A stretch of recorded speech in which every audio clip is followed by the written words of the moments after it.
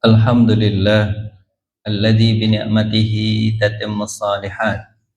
Asyhadu an la ilaha illallah wa asyhadu anna Muhammadan abduhu wa rasuluh. Allahumma fassalli wa sallim wa barik ala Muhammad wa ala alihi wa ashabihi ajmain. Ayuhal hadirun ittaqullah fa inna taqwa umuru kulli syai'. Wa alaikum bil jihad fa innahu ruhbaniyatul Islam. Wa alaika bi zikrillah wa tilawatil Qur'an fa innahu ruhaka fis sama wa zikruka fil ard. Allahumma ati nufusana taqwaha wa zakkiha wa anta khairu man zakkaha anta waliyuha wa maulaha. Allahumma alimna bima alamtana wa alimna bima yanfa'una wa zidna ilma. Qala Allah Ta'ala fil Qur'anil Karim, a'udzu billahi minasy syaithanir rajim. Bismillahirrahmanirrahim. Walau amana ahlul qura amanu wattaqau lafatahna alaihim barakatim minas sama'i wal ard walakin kadzabu fa akhadnahum bima kanu yaksibun. Sadaqallahul azim. Ma'asyiral muslimin, jamaah Jumat yang dirahmati Allah Subhanahu wa taala. Sekarang di bulan Hijriah kita berada di tanggal 7 Rabiul Awal. Kemudian kita juga masih berada di bulan Agustus. 17 Agustus kemarin kita merayakan hari kemerdekaan. Jemaah yang dirahmati Allah Subhanahu wa taala. Nabi Muhammad dulu ketika di Mekah itu, beliau berangkat menuju hijrah ke Madinah itu, mulai keluar rumah itu waktu malam maghrib tanggal 8 Rabiul Awal. Perintah untuk hijrah untuk sahabat sudah ada. Kapan? Dari tahun 13 kenabian. 13 kenabian di bulan Zulhijjah. Bulan 10 itu, bulan yang ke-13 kenabian itu, di bulan yang ke-12-nya, itu sudah ada perintah dengan adanya perjanjian Aqabah yang kedua. Sebanyak 70 orang dari Madinah menjemput rencananya Nabi Muhammad. Tapi perintah untuk hijrah baru dibolehkan untuk orang-orang, untuk sahabat-sahabat. Nabi belum diizinkan Allah untuk berangkat hijrah. Makanya para sahabat yang dari Madinah pulang, sahabat-sahabat yang dari Mekah, sebagian di antara mereka ada yang ikut secara sembunyi-sembunyi. Sebab kalau ketahuan hijrah, dihadang sama orang kafir Quraisy. Nabi Muhammad belum diizinkan untuk hijrah. Kapan Nabi Muhammad itu diizinkan hijrah? Ketika tanggal 8 Rabiul Awal. Sebenarnya tanggal 7-nya, kalau kita bicara di tanggal 7-nya, pas ketika pagi hari, itu orang kafir Quraisy sudah sepakat untuk membunuh Nabi Muhammad di malam hari nanti, di pas ketika malam hari. Pas ketika itu baru datang Jibril kepada Nabi. Hai Muhammad, orang kafir sudah sepakat untuk membunuhmu. Malam hari rencananya akan dibunuh. Setiap dari suku mengutus satu orang agar membunuh sama-sama dan tidak ada yang dituntut balas setelah kematianmu. Maka sekarang Allah mengizinkanmu untuk berangkat hijrah. Siap-siaplah. Nabi Muhammad langsung datang ke rumah Abu Bakar, mengatakan Abu Bakar, kita diizinkan untuk berangkat hijrah. Kapan kita berangkat dari Rasulullah? Nanti malam, habis sholat Isya. Makanya Nabi Muhammad SAW dan Abu Bakar sudah siap-siap dari semenjak zuhur itu. Malam hari, semua rumah Rasulullah sudah dikepung. Kemudian Allah bantu Nabi Muhammad SAW. Dengan apa bantuannya? Waja'alna min baini aydihim sadda wa min khalfihim sadda faghshaynahum fahum la yubsirun. Ketika itu berangkat Nabi dan orang yang berdiri di depan rumah Nabi Muhammad seolah mereka tak melihat ada tutupan atau ada sumbat. Mereka tak melihat, walaupun mereka menyalakan mata mereka, tapi mereka tak melihat. Nabi keluar rumah. Setelah itu Nabi berangkat dengan Abu Bakar. Disitulah keluar hadis Nabi SAW. Ya Mekah, aku cinta dan sayang kepadamu Mekah. Kalau bukan karena orang-orang Quraisy mengusirku dan akan membunuhku, pasti aku tetap di kampung halaman ini. Kenapa? Karena aku cinta kepadamu Mekah. Ini adalah bentuk nasionalisme Nabi Muhammad SAW. Tapi karena diusir untuk memerdekakan diri, Nabi berangkat pergi ke Madinah. Jemaah yang dirahmati Allah Subhanahu wa taala. Dan Nabi Muhammad sampai nanti di Madinah tanggal 12 Rabiul Awal. Maka itu kata Nabi SAW, aku lahir tanggal 12 Rabiul Awal.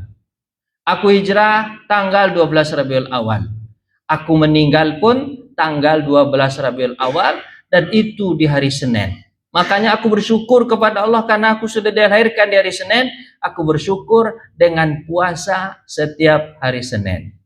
Itu kata Nabi. Makanya Nabi puasa setiap hari Senin. Namanya puasa Senin ditambah Kamis. Kalau Kamis itu hadis yang lain. Kata Nabi Muhammad, di hari Kamis itu seluruh amalan dilaporkan per pekan kepada Allah.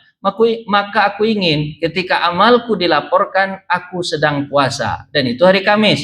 Makanya Nabi Muhammad mensunahkan kita puasa di hari Senin dan di hari Kamis.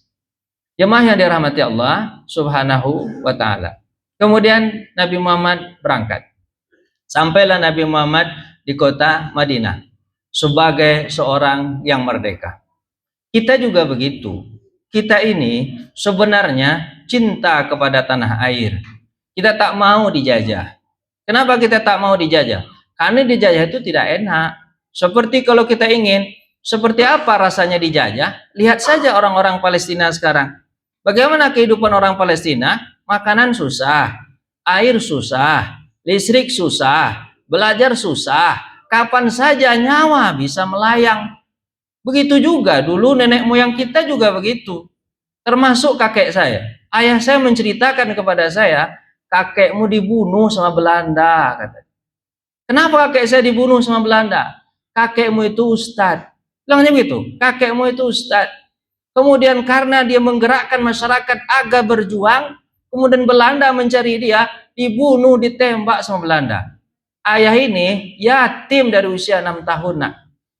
Jadi saya merasakan, gara-gara yatim, tak bisa sekolah lah ayah saya.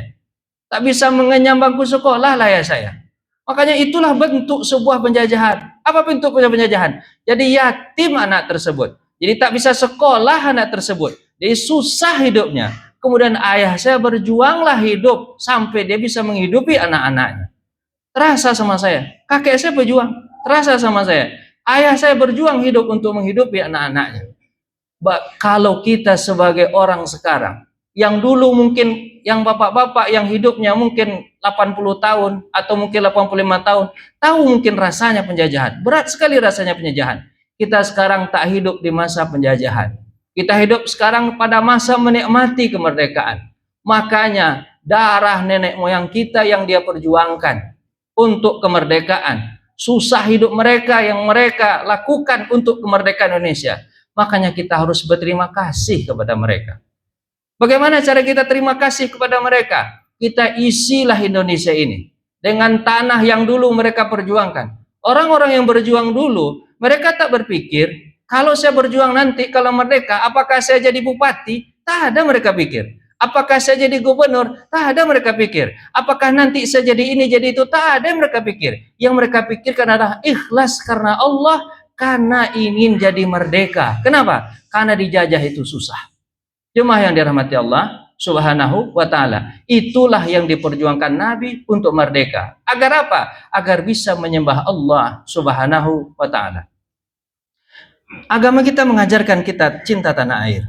Agama kita mengajarkan kita, kenapa? Karena menurut kita pernah baca dulu, ada tulisan Bung Hatta dulu di tahun 1930, saya baca itu. Di tahun 1930, Bung Hatta menulis di surat kabar. Kata Bung Hatta, kita cinta Indonesia ini dan kita harus memperjuangkan kemerdekaan Indonesia ini. Untuk apa? Karena Indonesia ini adalah tanahnya subur, kemudian tanahnya makmur, kemudian indah dan segala macam. Karena kita harus memperjuangkan. Tapi kata Agus Salim sebagai gurunya Bung Hatta, apa kata Agus Salim?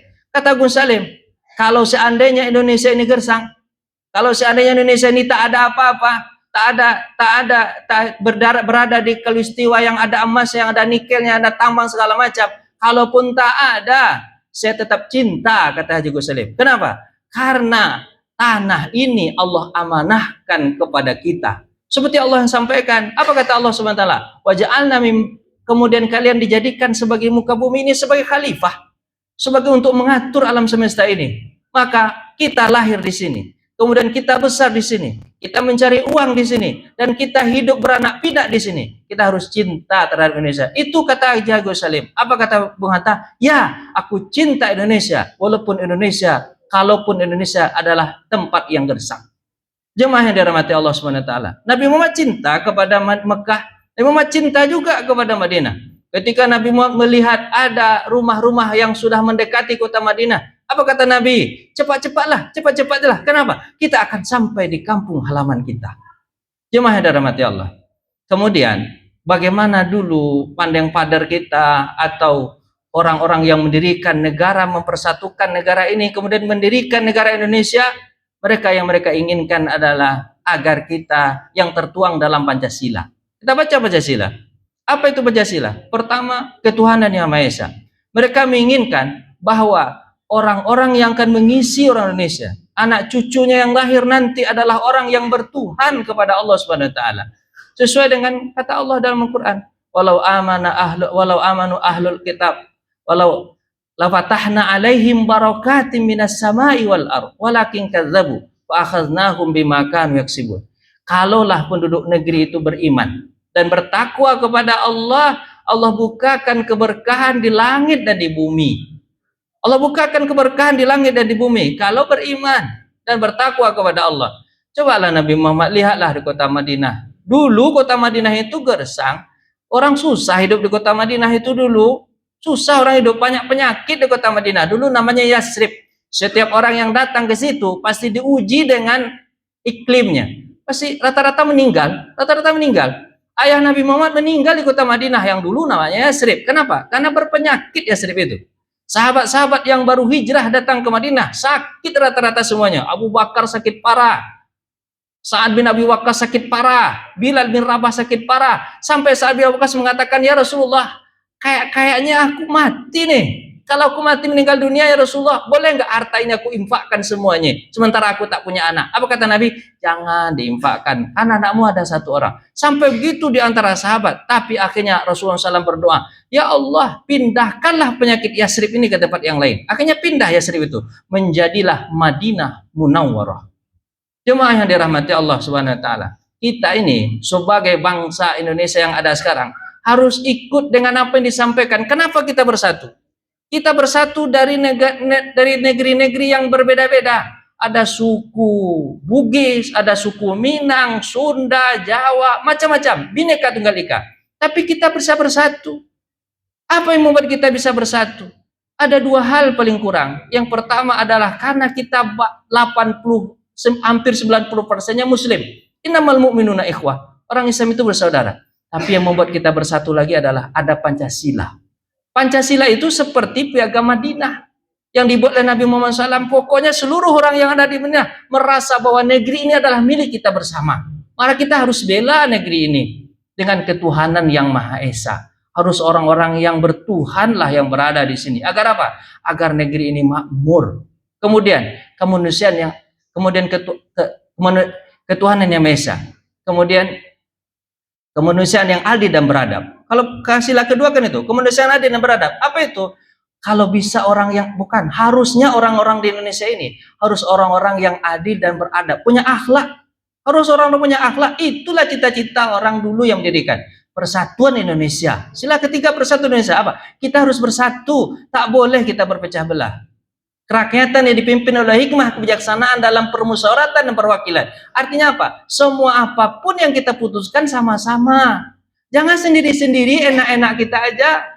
Harus sama-sama. Kemudian apa? Keadilan sosial bagi seluruh rakyat Indonesia. Seluruh rakyat Indonesia ini harus sama di mata hukum. Harus sama. Semuanya merasa sama semuanya. Tak ada yang di nomor satukan, tak ada yang di nomor dua kan. Itulah cita-cita dulu orang yang mendirikan bangsa Indonesia ini. Jemaah yang dirahmati Allah Subhanahu wa taala. Makanya kita sebagai rakyat Indonesia. Dulu Sufyan As-Tsauri mengatakan, sebagai rakyat, khatib berkhutbah di depan para rakyat. Anggap sekarang, sebagai rakyat kita harus gimana? Apa kata Sufyan As-Tsauri? Kalau aku punya doa, hanya satu-satunya doa yang dikabulkan Allah. Doa yang lain tidak dikabulkan Allah. maka aku akan berdoa. Doaku adalah, ya Allah, berikanlah hidayah dan taufik kepada pemimpin kami. Kita sebagai rakyat harusnya begitu. Biar aman negeri ini, jangan kita hanya menuntut pada pemerintah. Harus kita berdoa. Kalau dia benar, kita ikuti. Kalau dia salah, kita dandani. Dia salah, kita tunjuki. Kalau seandainya dia tak mau juga ditunjuki. Apa kata Nabi SAW? Hum amaluhum walana a'maluna. Untuk mereka apa yang mereka kerjakan, untuk kita apa yang kita kerjakan. Setelah kita nasihati mereka tak mau, ya sudah, selesai masalah. Itulah rakyat yang baik. Tapi jadi pemimpin juga ada hadisnya. Apa kata Nabi SAW? Kalau jadi pemimpin, kemudian dia tidak melakukan amanah terhadap pemimpinannya, maka diharamkan baginya mencium bau surga. Jemaah yang dirahmati Allah Subhanahu wa taala, kita ini adalah satu negeri, satu daerah, walaupun berbeda suku dan bangsa, tapi kita hidup di tempat yang sama. Maka kesemangatan kita untuk dalam menjalani kemerdekaan ini, dan semangat kita yang Nabi Muhammad tunjukkan dalam menaungi hijrahnya Nabi Muhammad SAW. Nabi Muhammad SAW sangat cinta terhadap dua negeri ini. Apa itu? Negeri Mekah dan negeri Madinah. Dan kita juga cinta terhadap Indonesia ini. Kemanapun kita lari, tetap aja kita selalu cinta terhadap negeri ini. Mudah-mudahan dengan 17 Agustus dan hijrahnya Nabi Muhammad SAW, kita bisa lebih bangkit dan lebih baik lagi daripada yang dulu-dulu. Barakallahu lakum fil Qur'anil Karim wa nafa'ani wa iyyakum minal ayati wa zikril hakim. Wa taqabbalallahu minna minkum tilawatahu innahu huwas samiul ghafurur rahim. Wad'ullaha wa antum muqinuna bil ijabah.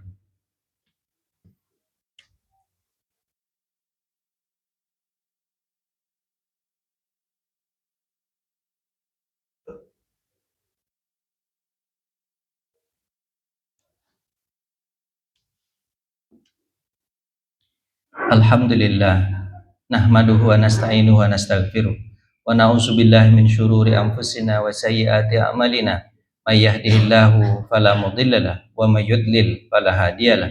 Asyhadu an la ilaha illallah wa asyhadu anna Muhammadan abduhu wa rasuluh. Allahumma fassalli wa sallim wa barik ala Muhammad wa ala alihi wa ashabihi ajma'in. Ibadallah, ittaqullah haqqa tuqatih wa la tamutunna illa wa antum muslimun. Qala Allah Ta'ala fil Qur'anil Karim, innallaha wa malaikatahu yusalluna 'alan nabi ayyuhalladzina amanu sallu 'alaihi wa sallimu taslima.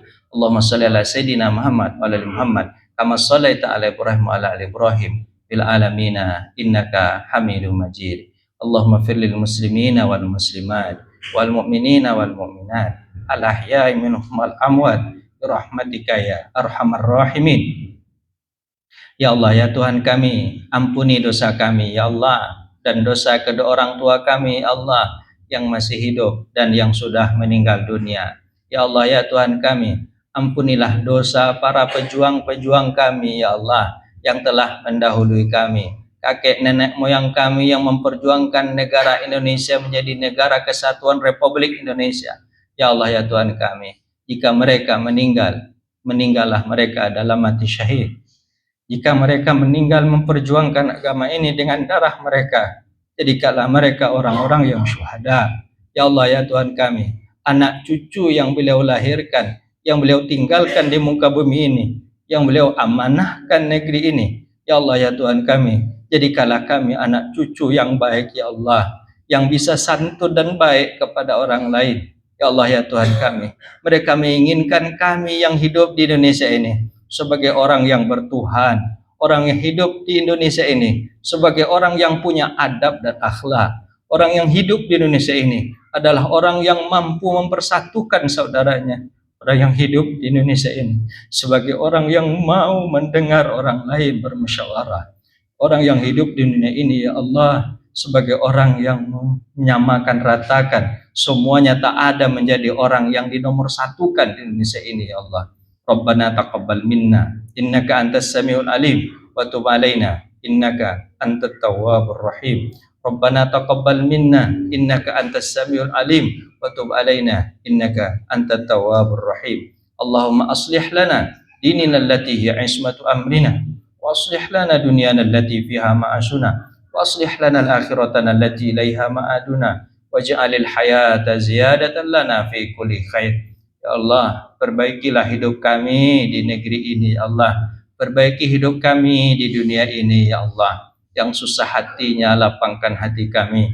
Yang tak bisa menyelesaikan masalahnya, selesaikan masalah kami. Yang mendidik anak istrinya, jadikan anak istrinya penyejuk pandangan mata, ya Allah. Jadikan anak istrinya anak yang soleh dan solehah. Ya Allah, ya Tuhan kami, pemimpin-pemimpin kami, berikan mereka hidayah dan taufik, ya Allah. Tunjukkan mereka ke arah yang benar, pemimpin yang adil, ya Allah. Ya Allah, ya Tuhan kami rakyatnya, ya Allah. Berikanlah kami kesabaran, ya Allah. Mudahkan urusan kami, ya Allah. Mudahkan urusan kami, ya Allah. Ya Allah, ya Tuhan kami, yang sakit di antara kami sembuhkan, ya Allah. Yang sudah meninggal di antara kami kasihani, ya Allah. Sayangi mereka, ya Allah.